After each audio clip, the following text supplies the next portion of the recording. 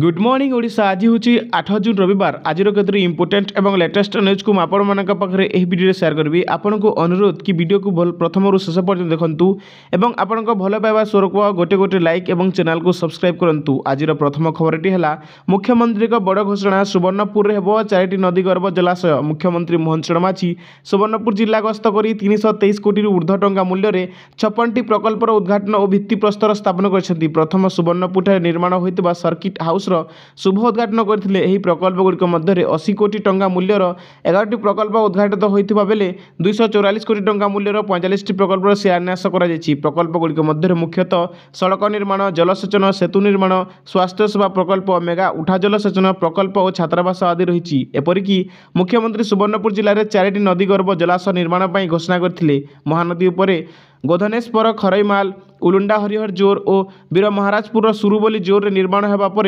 रामेश्वर पड़िया आयोजित होता जनसमावेश कार्यक्रम में जोगदे मुख्यमंत्री जय जगन्नाथ, जय मां समलेश्वरी कही अभिभाषण आरंभ करते। नुआ सरकार आसवा पर लोकों व्यथा को शुणा और तार समाधान करने उद्यम जारी रही। चाषी को आर्थिक दृष्टि सशक्त करने धान क्विंटाल प्रति 3100 टंका कर। पीएम किसान और सीएम किसान रे वर्ष को 10,000 टंका दि जाउछि। अदिनिया वर्षार फसल क्षतिग्रस्त हेले चाषी को किभली क्षतिपूरण पाइबे आम सरकार से व्यवस्था करछंती।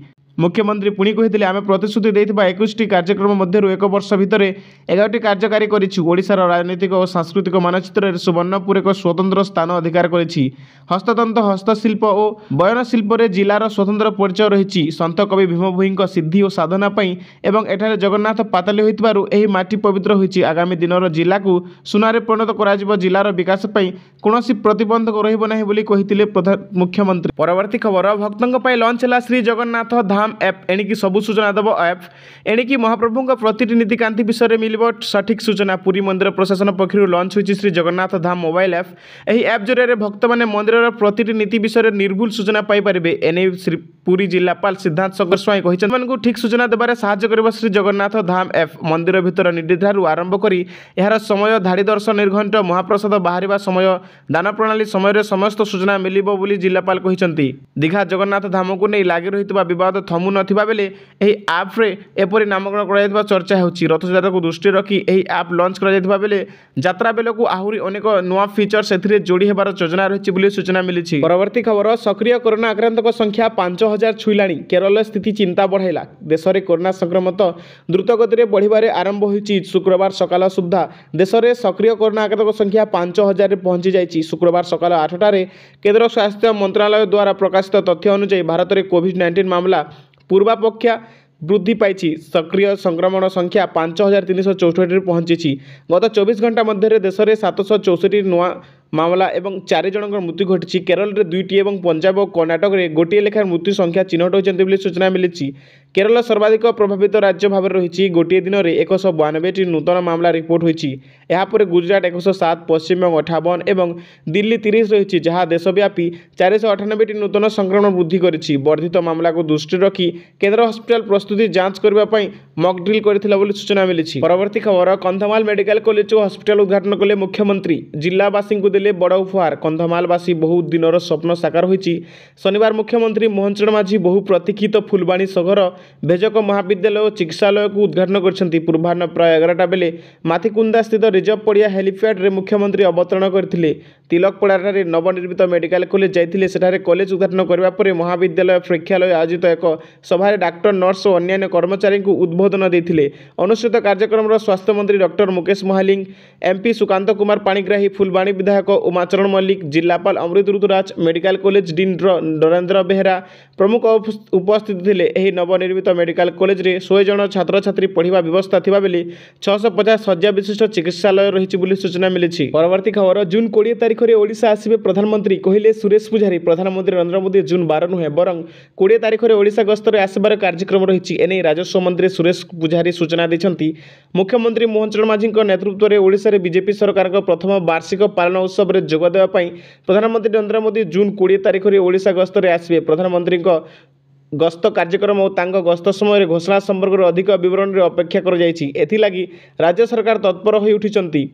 भुवनेश्वर जनता मैदान में हेबाकु थिबा एही कार्यक्रम में बीजेपी सरकार गत वर्ष दायित्व ग्रहण करने परठारु निजर सफलता बखाड़िबे। सूत्र अनुसार एही उत्सव में एक प्रदर्शन रिपोर्ट कार्ड विषयवस्तु डॉक्यूमेंटरी एवं महिला सशक्तिकरण युवा विकास आदिवासी कल्याण एवं कृषकों समस्या उपर केन्द्रित राज्यस्तरीय कार्यक्रम आयोजन कर सूचना मिली।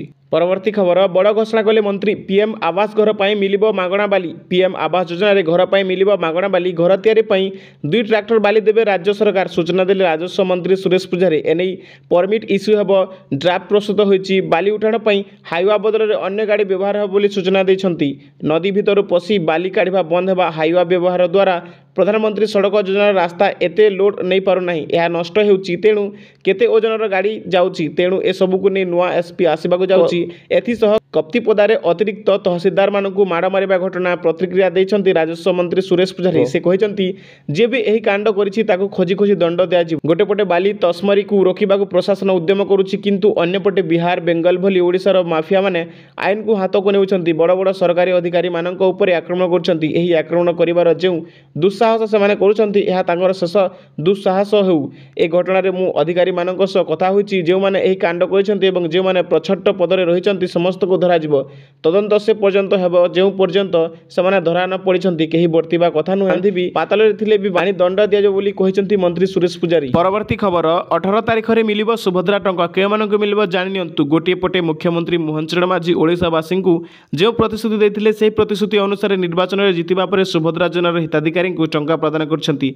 एबे 2टी किस्तिर 10,000 टंका मिलिछि। अन्यपटे जो माने सुभद्रा योजनार पाद पड़िछंती सेमानक पय एबे पुणी थरे घर को घर जाई सर्वे प्रक्रिया आरंभ करा जाय। जो माने रिजेक्ट होछंती जो मानकर सुभद्रा योजनार टंका आसीनी सेमानक पय पुणी थरे सर्वे काम आरंभ करा जायछि। आपण जदि सर्वे रे शामिल हेबे जदि आपनकु प्रथम द्वितीय किस्ती टंका मिलिनी आपण सर्वे रे शामिल हेले आपनकर कोन भूल रहिछि जानि पारिबे। तार समस्त प्रक्रिया शेष करा जिबा एवं अगस्त 18 तारिख रे सुभद्रा योजनार तृतीय किस्तिर एकाथर के 15,000 टंका मिलिबो। एहा सहित जो महिला मानक प्रथम किस्ती मिली द्वितीय किस्ती मिलनी से अगस्त 18 तारिख में द्वितीय और तृतीय किस्तिर मिसाई 10,000 टंका प्रदान कर आपण बैंक खाता को सठिक रखु एनपीसीआई क्लियर करंतु बोली सूचना मिली। परवर्ती खबर सुभद्रा योजना को नहीं जो सुभद्रा आवेदनकारी मानकर बैंक अकाउंट सीधासलख देय हस्तांतर योग्य हुई माने डीबीटी हुए ना ताहार एक तालिका संपृक्त ब्लॉक म्यूनिसिपालिटी विज्ञापित अंचल परिषद अथवा महानगर निगम स्तर और सुभद्रा पोर्टाल उपलब्ध अटे। वर्तमान सुधा पाई नथिबा आवेदनकारी माननकु परामर्श दिया जाउछि कि सेमाने एही तालिका को जांच करंतु। जदि एही तालिका रे तांको नाम थाए ताहेले अकाउंट थिबा तांको बैंक को जाई अकाउंट को सीधासलख देय हस्तांतर योग्य माने डीबीटी इनेबल करंतु। आपण बैंक पाखक जिबे एवं बैंक कैशियर को कहिबे डीबीटी मोर इनेबल कर दियंतु। सीधासलख डीबीटी न हेबा पर्यंत आपण सुभद्रा अधीन रे सहायता राशि पाई परिबे नहीं। जदि आपनका डीबीटी हेबो नहीं तो आपण पेमेंट पाइबे नहीं बोली सूचना मिली। परवर्ती खबर विश्व बैंक पक्षरु प्रकाश पाइछि रिपोर्ट भारत में द्रुतगति में कमुछि दारिद्र्य हार। भारत में द्रुतगति में कमुछि अत्यंत दारिद्र्य हार। एने विश्व बैंक पक्षर रिपोर्ट प्रकाश पाइछि। 27.1% रु 5.3% को खसिला दारिद्र्य हार। 2011-12 थिला 27.1%, 2022-23 5.3% को ह्रास पाइछि। प्राय 269 नियुत लोक अत्यंत दारिद्र्य मुक्त होइतिबा रिपोर्ट रे सूचना मिली। परवर्ती खबर चलचंचल रथ खला उठिला 3 रथर 4 नाहक।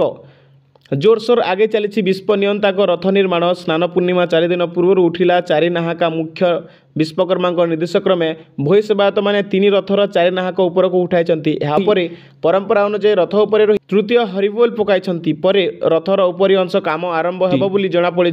3 रथर 4 नाहक उठा सहज होगापी गतकाली भोई सेवक मैंने पोला गयक उपरे भारा बांधि फाली बटन काठ फुकाई। 3 रथर गारेड़ी एवं अला निर्माण पर रथ अमीन 3 रथ ताली को 4 गोटी लेखाएं 6 फुट लंबा काठ भोई सेवक सेवायत जोगाई जहाँकि 3 रथ महाराणा सेवक मैंने तार चौपट कार्य शेष पर्यायर पहुंची। सेपटे रूपकार सेवक मैंने 3 रथर नाटगोड़ बहुरूप बा गंधर्व रूप गोधेई जारी कर सूचना मिली। परवर्ती खबर कार्य अवहेला जो बड़ कार्यानुष्ठान जड़े हाविलदार 4 कन्स्टेबल निलंबित 5 कन्स्टेबल को चाकरी सस्पेंड कर कार्य अवहेला अभियोग से निलंबन कर जिलापाल आवासिक कार्यालय में कार्यरत थे। उक्त कन्स्टेबल कार्य अनियमितता सांग को मनमुखी भाव ड्यूटी करने नहीं अभियोग आसीथिला सेमानक नारे।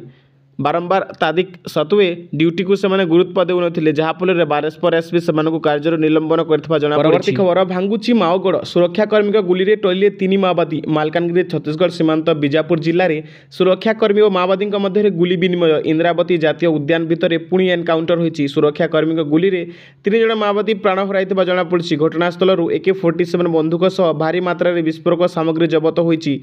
शुक्रवार मध्य सेठारे एनकाउंटर होइतिबा बेले तेलंगानार मोस्ट वांटेड माओ नेता मालीरापु आडू ओरफ भास्कर प्राण हराइतिबा नै सूचना देथिले। बस्तर आईजी सुंदरराज पी इंद्रावती जातीय उद्यान भितरे भारी संख्यार माओवादी लुचि रहितिबा नै गुइंदा विभाग को सूचना मिलिथिला, जाहाकु आधार करी डीआरजी एवं सीआरपीएफ बाहिनी पक्षरु सेठारे मिलित ऑपरेशन जारी होइतिला।